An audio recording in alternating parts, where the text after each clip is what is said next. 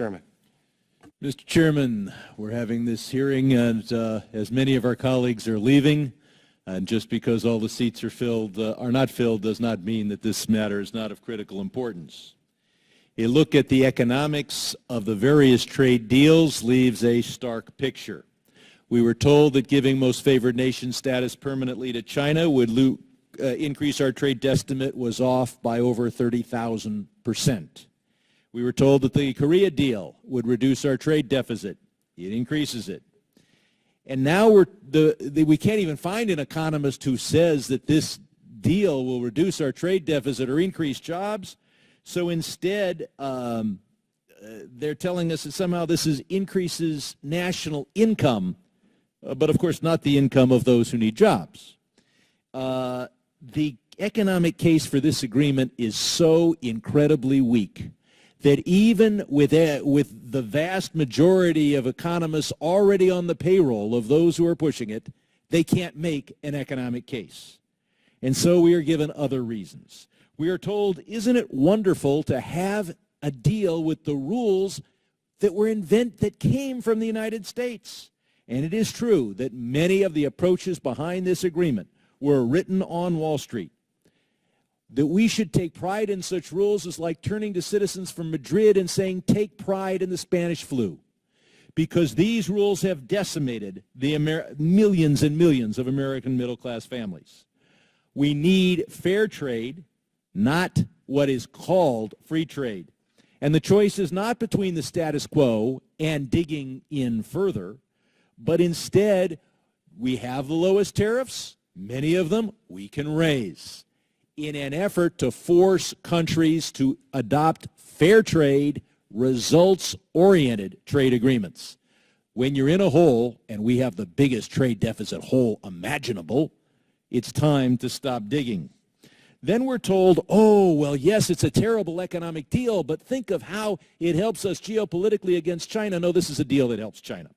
First, look at the rules of origin in the Korea agreement and what we would expect to see as rules of origin here. Goods that are 65% admitted made in China, which means they may be 70, 80, 90% made in China. They get a made in Korea tag put on them. That's the value added in Korea. They come into our country duty-free, and we get no benefits, no access to the Chinese market. This is a free trade agreement on steroids with China one way. Then the agreement says nothing about currency manipulation, so it enshrines the Chinese idea that currency manipulation is just fine. And those who violate the law by refusing to designate China as a currency manipulator come up with a PowerPoint presentation to show me that China is cheating, but they're cheating less. So let's not do anything about that. Folks, imagine trying that on your spouse. Honey, I'm cheating less. Here's my PowerPoint demonstration, mistresses per month, sharply declining. Wouldn't work. Cheating less is not a good way to argue that we should continue this process. So the idea that we can give away jobs and that proves how geopolitically strong we are is rather crazy. And finally, we look at statistics.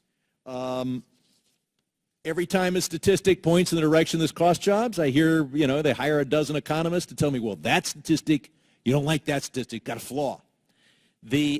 What you also see is that if a deal increases our imports by $2 billion and increases our exports by $1 billion, we're told it's a great deal because it's $3 billion more in trade. Or we're told it's a great deal because it's $1 billion more in exports. Nobody, I'm a CPA. I don't expect everybody to be CPA, but even in elementary school, you learn how to add, but you also learn how to subtract. And the fact is that if exports help, imports have the opposite effect. Finally, Secretary Kerry in this room said that this deal will not be a race to the bottom.